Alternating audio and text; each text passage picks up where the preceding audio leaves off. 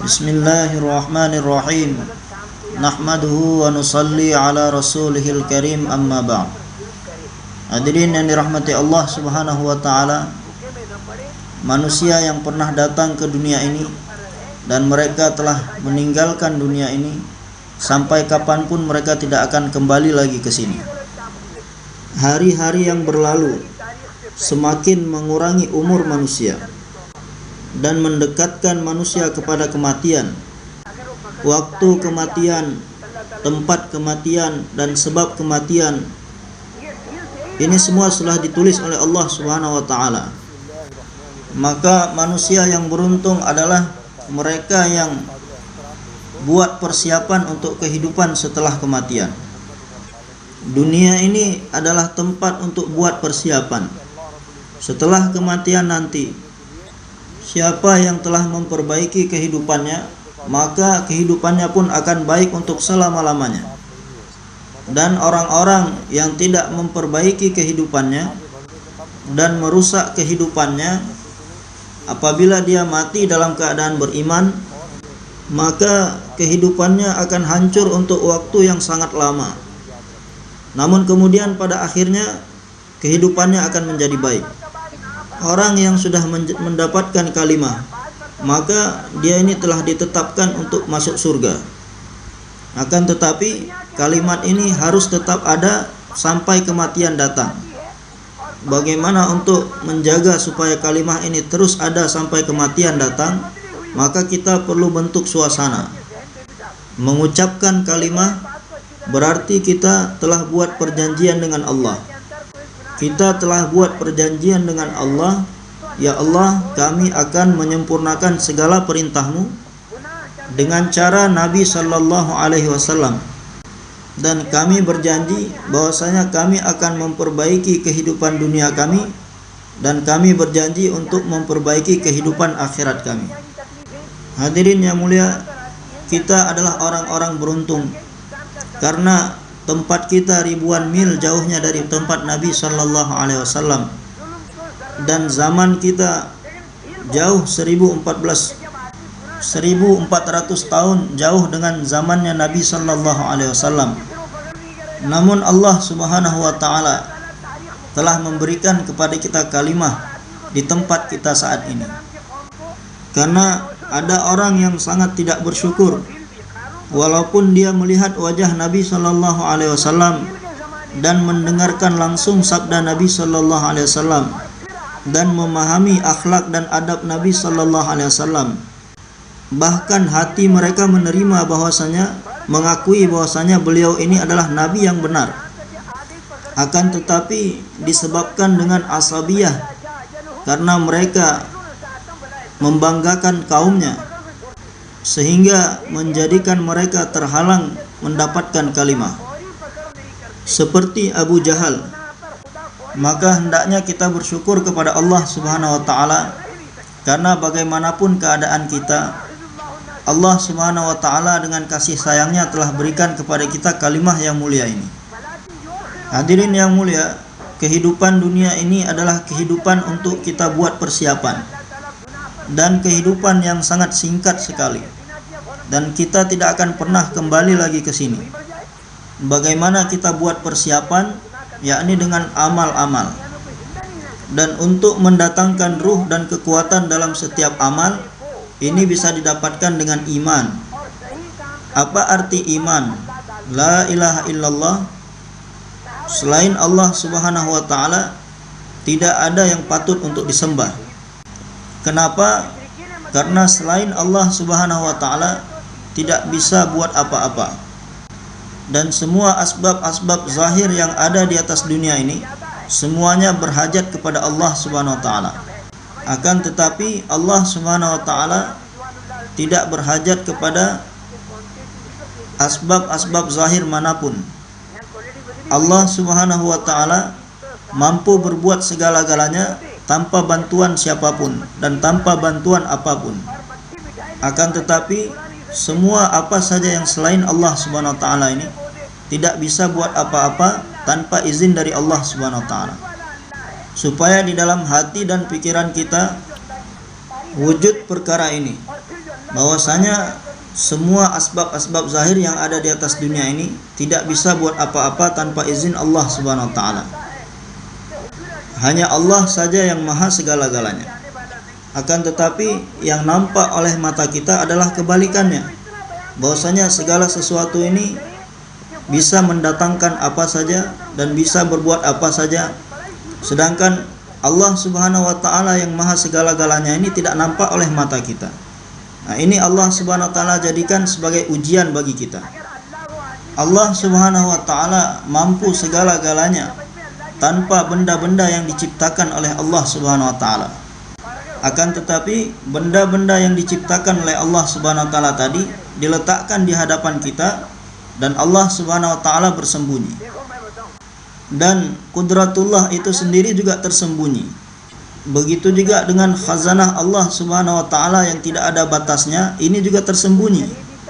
Maka Allah Subhanahu wa taala telah menyembunyikan zatnya, sifatnya, khazanahnya. Kemudian tempat yang mulia yang diciptakan oleh Allah Subhanahu wa taala yang bernama surga itu pun disembunyikan oleh Allah. Demikian juga tempat kehinaan dan kesengsaraan yang diciptakan oleh Allah Subhanahu wa taala yang bernama neraka itu pun disembunyikan oleh Allah. Dan segala hikmah yang ada pada Allah Subhanahu wa taala dan malaikat-malaikat yang telah diciptakan oleh Allah ini juga disembunyikan. Akan tetapi semua kejadian-kejadian tadi Allah Subhanahu wa taala beritahukan kepada kita. Dan di masa sekarang ini yang ada di hadapan kita ini, maka apa yang harus kita kerjakan pada masa ini? Sedangkan waktu yang telah berlalu ini tidak akan kembali lagi. Kemudian ke depannya berapa banyak waktu yang tersisa dalam umur kita ini kita tidak tahu. Yang kita miliki hanyalah masa sekarang ini. Maka apa yang harus kita lakukan pada zaman ini, pada masa ini? Yang harus kita kerjakan pada masa ini adalah membetulkan keyakinan yang ada di dalam hati kita dan memperbaiki amal-amal kita. Bagaimana caranya untuk memperbaiki ini semua? Ini tidak akan bisa terperbaiki tanpa adanya suasana. Dan suasana akan terbentuk dengan dakwah.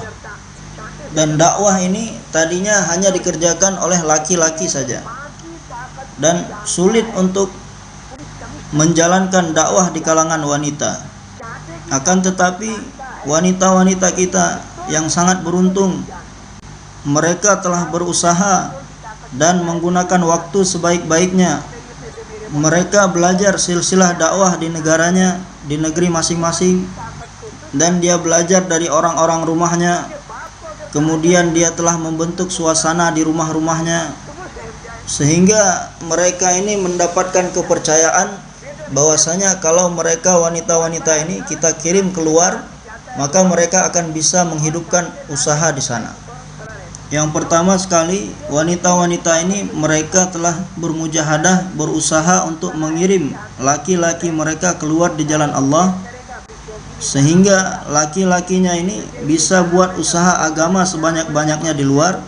Kemudian ketika mereka sedang ada di luar, kita yang tinggal di rumah-rumah mereka berusaha untuk mendidik anak-anak dan mewujudkan suasana agama di dalam rumah, yang mana mujahadahnya wanita ini lebih berat daripada laki-laki. Karena ketika laki-laki keluar, mereka buat usaha agama dan mereka berada dalam suasana agama, maka dengan adanya suasana dakwah yang terbentuk di luar sana, maka fikir mereka akan terus terbentuk dengan mudah. Akan tetapi untuk seorang wanita, karena dia senantiasa berada di rumah, maka tidak ada suasana dakwah di rumahnya. Kemudian belum lagi segala keadaan dan masalah-masalah yang datang mengelilinginya dari 4 penjuru.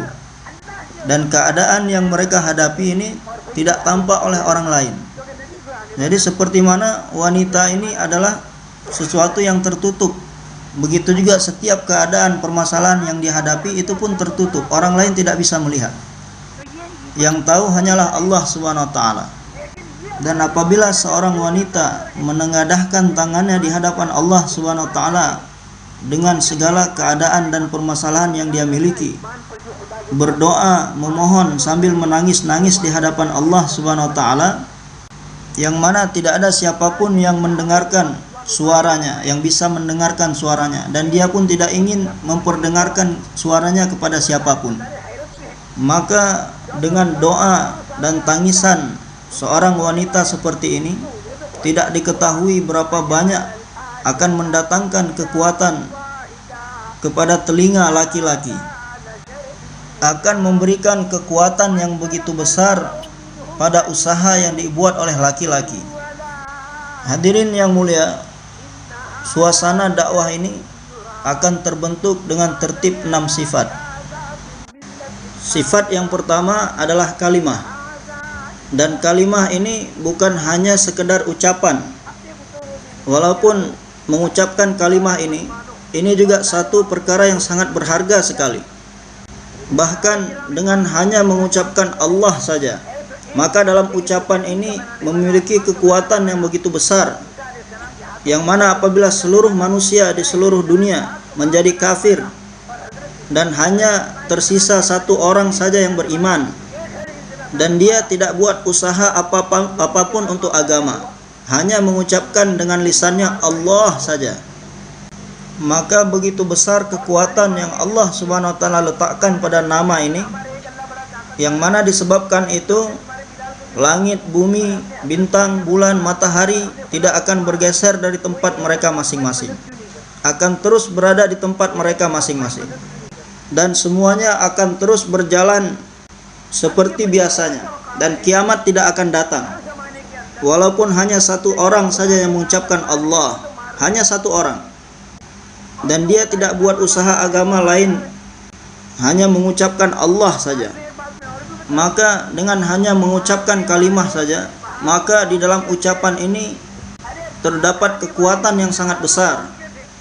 Kemudian untuk mewujudkan hakikat kalimat ini, dengan kita ini merubah cara pikir kita. Bagaimana merubah cara berpikir? Yakni dengan menghilangkan segala keyakinan terhadap benda-benda dan makhluk, dan yakin hanya kepada zat Allah saja. Kemudian apabila telah terbentuk yakin kepada zat Allah di dalam diri seseorang, maka dia akan memikirkan apa hak Allah yang harus saya penuhi. Mulia dan hina ada di tangan Allah Subhanahu wa taala. Sukses dan gagal ada di tangan Allah Subhanahu wa taala. Ketenangan dan kegelisahan ada di tangan Allah Subhanahu wa taala.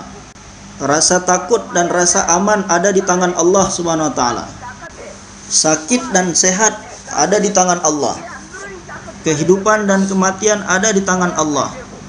Kehidupan yang baik, kehidupan yang buruk ada di tangan Allah. Benda apa saja yang ada di atas dunia ini tidak bisa buat apa-apa. Walaupun benda-benda tadi menampakkan kepada kita bahwasanya dia bisa buat sesuatu, akan tetapi yang berbuat segala-galanya hanyalah Allah saja. Oleh karena itu, Allah Subhanahu wa taala tidak memerintahkan kita untuk meninggalkan asbab-asbab ini. Akan tetapi Allah Subhanahu wa taala memerintahkan kita supaya tidak yakin kepada asbab-asbab tadi. Dan ini adalah satu bentuk kesempurnaan manusia, dengan menggunakan asbab-asbab yang ada tetapi tidak yakin kepada asbab tersebut. Asbab-asbab tetap dibuat dan dijalankan. Kita harus makan, harus minum, dan kita menikah dan punya keturunan, dan mengasuh anak-anak. Dan setelah anak-anak nanti dewasa, mereka juga harus dinikahkan, dan kita juga bekerja. Semuanya dijalankan. Akan tetapi jangan sampai yakin kita kepada asbab-asbab, dan supaya kita yakin kepada Rabbul Asbab. Akan tetapi bagaimana untuk mengetahui hal ini, bahwasanya kita tidak yakin terhadap asbab dan yakin kepada zat Allah? Kemudian satu hal lagi yang harus ada di dalam pikiran kita, bahwasanya kesuksesan dan kegagalan ini ada di tangan Allah Subhanahu wa taala. Jika Allah Subhanahu wa taala menghendaki kesuksesan bagi seseorang, walaupun dia ini berada di dalam perut ikan, Allah Subhanahu wa taala berkuasa memberikan kesuksesan kepada beliau, Nabi Yunus alaihissalam. Dan Allah Subhanahu wa taala memberikan kesuksesan kepada Nabi Yusuf alaihissalam ketika beliau berada di penjara. Dan Allah Subhanahu wa taala berkuasa memberikan kesuksesan kepada Nabi Ibrahim alaihissalam di dalam kobaran api. Dan Allah berikan kesuksesan dan keselamatan bagi Ismail alaihissalam di bawah mata pisau.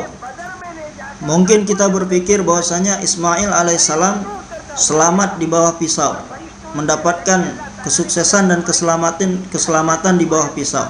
Akan tetapi 70 orang sahabat radhiyallahu ta'ala anhum ajma'in, mereka tidak mendapatkan kesuksesan dan keselamatan di bawah pedang, sehingga leher-leher mereka harus terpotong. Maka yang dikatakan dengan sukses dan selamat itu bukanlah dilihat dari terpotong atau tidaknya leher seseorang. Karena kesuksesan yang sesungguhnya adalah ketika seseorang berhasil menyempurnakan segala perintah Allah Subhanahu wa taala dan Allah senang kepadanya. Jika Allah Subhanahu wa taala senang dan kematian ini akan datang pada waktunya masing-masing, maka ketika datang kematian pada waktunya, maka malaikat-malaikat akan berjabat tangan dengan orang ini. Innal ladzina qalu rabbunallahu tsumma istaqamu tatanazzalu alaihimul malaikatu alla takhafu wa la tahzanu wa abshiru bil jannati allati kuntum tu'adun.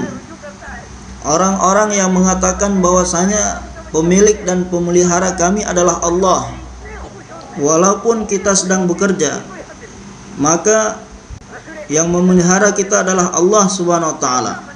Kita bukan bekerja dengan keyakinan bahwasanya pekerjaan ini akan memelihara saya, tetapi saya ini bekerja untuk membuat zat yang memelihara saya ini menjadi ridha kepada saya.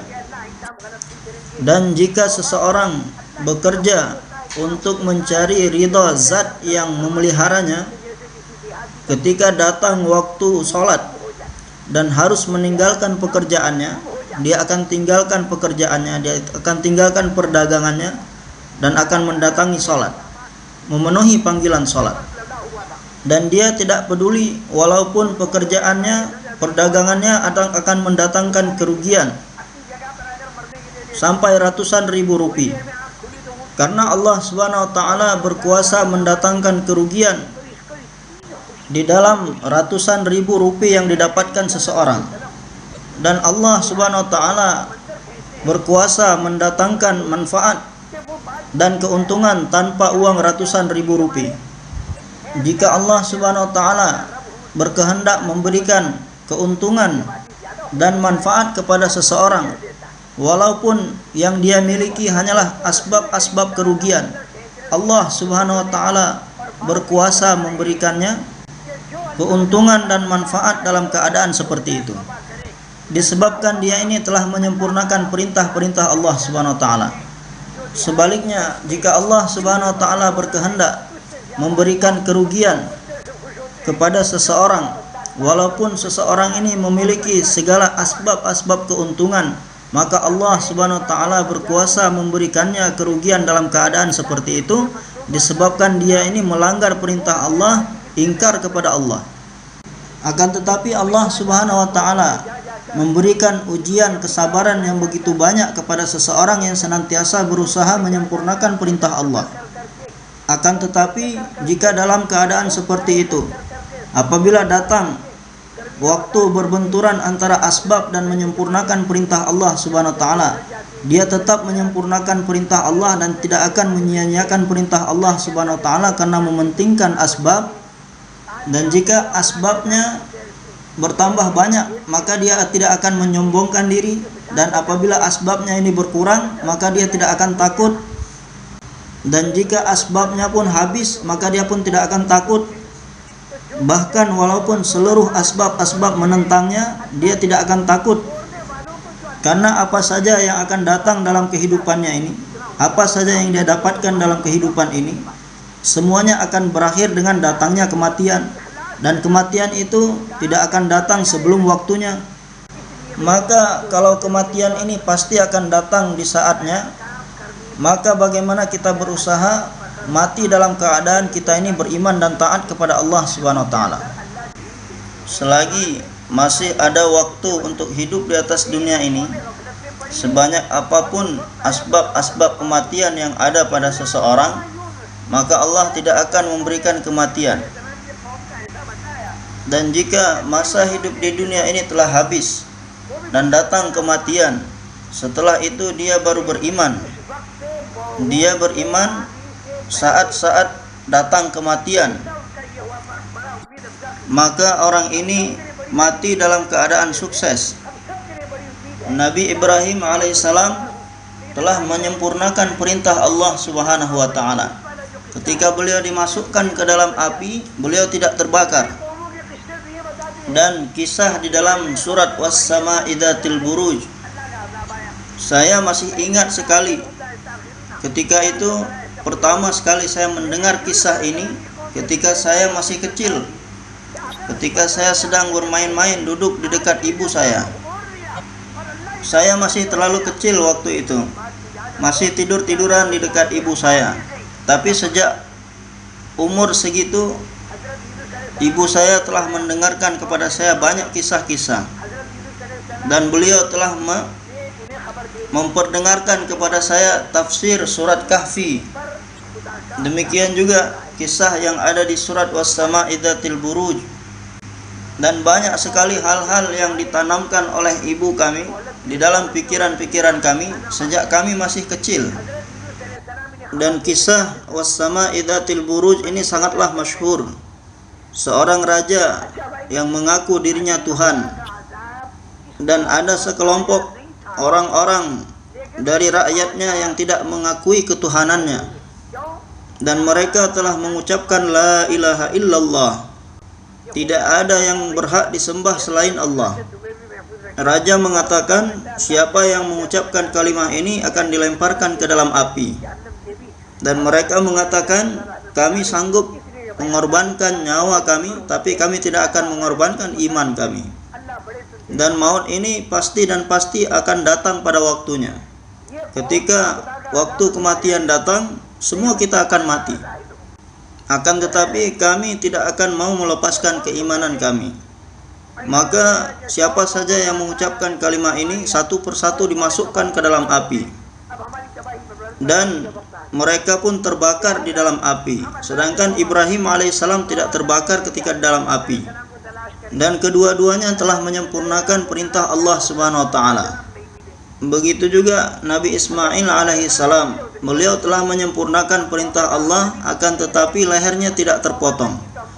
Dan sahabat-sahabat radhiyallahu taala anhum ajmain, 70 orang yang syahid di peperangan Uhud, mereka juga telah menyempurnakan perintah Allah Subhanahu wa taala, tetapi leher mereka terpotong di jalan Allah. Dan kesuksesan yang sesungguhnya adalah dalam menyempurnakan perintah Allah Subhanahu wa taala. Jika seseorang menyempurnakan perintah Allah, maka pertolongan Allah Subhanahu wa taala akan bersamanya. Dan jika kekuatan Allah Subhanahu wa taala menyertai seseorang, Allah Subhanahu wa taala akan memberikan kepadanya kebahagiaan yang hakiki, yakni di akhirat. Demikian juga kebahagiaan yang sementara di dunia. Dan dunia ini adalah tempat ujian. Dan Allah Subhanahu wa taala menguji hamba-hambanya dengan dua cara. Yang pertama, Allah Subhanahu wa taala menguji seorang hamba dengan mendatangkan berbagai macam keadaan yang sesuai dengan keinginannya. Dan yang kedua, Allah menguji seorang hamba dengan mendatangkan berbagai macam keadaan yang tidak sesuai dengan apa yang dia inginkan. Allah Subhanahu wa taala memberikan ujian dengan dua cara ini kepada setiap hambanya. Terkadang Allah mendatangkan keadaan yang sesuai dengan keinginan, dan terkadang Allah Subhanahu wa taala mendatangkan keadaan yang tidak sesuai dengan apa yang diinginkan manusia. Terkadang Allah Subhanahu wa taala memberikan kepada seseorang keadaan yang penuh dengan nikmat, dan terkadang Allah Subhanahu wa taala memberikan keadaan yang penuh dengan kesusahan kepada seorang hamba. dan orang-orang yang telah terbentuk hubungannya dengan Allah Subhanahu wa taala dengan mengucapkan kalimah, dan orang-orang yang pemikirannya telah terbentuk, yakni baik dan buruknya kehidupan itu datang dari Allah, ada di tangan Allah. Fir'aun dan Haman, mereka memiliki segala asbab-asbab kehidupan pada mereka. Akan tetapi mereka tidak mengetahui bahkan 5 menit sebelumnya bahwasanya dengan segala asbab kehidupan yang mereka miliki akan memberikan kebinasaan kepada mereka. Dan segala asbab-asbab kematian dan asbab-asbab kecelakaan ada pada Musa alaihissalam dan Bani Israel. Bahkan 5 menit sebelumnya pun mereka tidak mengetahui apa yang akan terjadi setelah ini. Akan tetapi 5 menit kemudian apa yang terjadi? Orang-orang yang tadinya hanya memiliki asbab-asbab kematian dan kecelakaan, maka telah mendapatkan keselamatan dengan terbelahnya lautan. Kemudian mereka menyeberangi lautan dari jalan yang terbelah dari lautan. Dan orang-orang yang tadinya memiliki segala macam asbab kehidupan, dan mereka mengira bahwasanya mereka akan selamat kehidupan karena asbab, mereka yakin kepada asbab kehidupan yang mereka miliki. Maka apa yang terjadi? Semuanya terperangkap di tengah-tengah lautan, di jalan yang sama yang dilalui oleh Nabi Musa dan Bani Israel, dan semuanya pun telah tenggelam di dalam laut. Kemudian baru mereka mengatakan bahwasanya kehidupan yang sesungguhnya adalah apa yang disampaikan oleh Nabi Musa alaihissalam, bahwasanya zat yang maha segala-galanya hanya Allah saja, dan yang memiliki kekuatan yang besar hanya Allah saja. Dan seumur hidup dia senantiasa mengatakan, saya punya kekuatan, saya punya kekuasaan, saya memiliki harta yang banyak. Wahai Haman, buatkan kepadaku satu bangunan yang tinggi sehingga aku bisa melihat Tuhannya Musa. Dan seumur hidup Musa alaihissalam mengatakan bahwasanya hanya Allah saja yang berkuasa, hanya Allah subhanahu wa ta'ala yang maha segala-galanya. Ketika Fir'aun membunuh banyak dari kalangan Bani Israel, dia mengatakan bahwasanya berdoalah kepada Tuhan kalian jika memang dia yang maha segala-galanya. Apakah Tuhanmu bisa menyelamatkan mereka? Dan orang-orang musyrikin Makkah juga dulu mengatakan hal seperti ini. Maka di akhir-akhir kehidupannya, menjelang kematiannya, Fir'aun menyesal dan terus berteriak, hatta idza adrakahul gharaqu qala amantu annahu la ilaha illalladzi amanat bihi banu Israil wa ana minal muslimin, bahwasanya tidak ada Tuhan kecuali Tuhan yang mana Bani Israel beriman kepadanya, dan aku meyakini bahwasanya dia adalah Tuhan, dan aku telah beriman, dan aku termasuk orang-orang yang menyerahkan diri. Kemudian dikatakan kepada Fir'aun, al-ana wa qad asaita min qablu wa kunta minal mufsidin. Apakah kamu baru akan beriman sekarang, padahal sebelumnya kamu sudah banyak diberikan peringatan, akan tetapi ketika itu kamu tidak mau beriman. Hadirin yang dirahmati Allah subhanahu wa ta'ala, maka yakin terhadap kalimah adalah walaupun seseorang memiliki segala asbab-asbab kehidupan dan keselamatan, dan dia mengingkari Allah subhanahu wa ta'ala, maka Allah subhanahu wa ta'ala akan menetapkan kebinasaan dan kehancuran untuk hidupnya. Bahkan 5 menit sebelumnya pun dia tidak akan mengetahui bahwasanya dengan segala asbab kehidupan yang dia miliki, dia akan mendapatkan kehancuran dan kebinasaan, karena dia ingkar kepada Allah subhanahu wa ta'ala.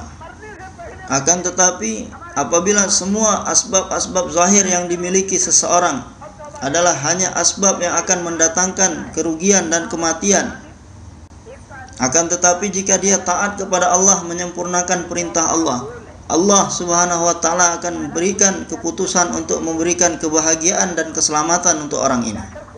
Bahkan dia tidak akan menyadari 5 menit sebelumnya, bahwasanya dengan segala asbab kehancuran dan kebinasaan yang dia miliki akan mendapatkan keselamatan dari Allah Subhanahu wa taala. Maka baik dan buruknya kehidupan ini ada dalam kuasanya Allah Subhanahu wa taala. Allah Subhanahu wa taala telah memperbaiki kehidupan sahabat-sahabat, telah memberikan kebahagiaan dan kesuksesan kepada mereka, walaupun nampak secara zahir bahwasanya mereka dalam keadaan kelaparan sampai mengikat batu di perut-perut mereka dan sampai mereka mengunyah dedaunan. Dan Allah Subhanahu wa taala telah memberikan kebinasaan dan kehancuran kepada Fir'aun dan Haman, walaupun secara zahir nampak mereka memiliki segala asbab-asbab kehidupan dan keselamatan yang ada pada mereka. Dan Allah Subhanahu wa taala tidak menjadikan kebendaan-kebendaan ini sebagai ukuran baik atau buruknya kehidupan. Akan tetapi Allah Subhanahu wa taala menjadikan amal ini sebagai ukuran baik dan buruknya kehidupan seseorang. Amal yang mana? Amal yang dibuat dengan cara Nabi sallallahu alaihi wasallam. Jika amal-amal ini wujud dalam kehidupan seseorang, maka kehidupannya akan menjadi baik. Allah akan berikan kehidupan yang baik padanya. Akan tetapi jika seseorang memilih jalan hidup sebagaimana jalan hidup Nabi sallallahu alaihi wasallam, maka dia mesti berhadapan dengan asbab-asbab zahir, dan dia akan dihadapkan dengan situasi dan keadaan yang tidak mendukung, dan menahan segala macam bertahan di dalam situasi dan keadaan apapun yang datang dalam kehidupannya. Inilah yang disebut dengan sabar, dan di dalamnya ada kekuatan Allah Subhanahu wa taala. Dan kekuatan rohani ini datangnya dari dalam, yang tidak bisa dipahami oleh orang lain dan tidak bisa dilihat oleh orang lain. Kemudian apabila seseorang telah mewujudkan kekuatan iman di dalam hatinya dengan kalimah, dan kemudian dia telah meningkatkan kekuatan imannya, maka perintah Allah Subhanahu wa taala yang pertama sekali adalah salat 5 waktu. Dan salat yang dikerjakan oleh seorang hamba akan mengatur seluruh anggota tubuhnya sesuai dengan perintah Allah. Matanya, telinganya, mulutnya, kaki, tangannya, semuanya akan melaksanakan perintah Allah. Dan semakin banyak anggota tubuh ini digunakan untuk mentaati Allah, menyempurnakan perintah Allah, maka akan mewujudkan nur, cahaya kekuatan dalam diri seseorang, kekuatan rohani. Dan setiap anggota tubuhnya akan menampakkan kekuatan Al-Quran dan kekuatan menyempurnakan perintah Allah.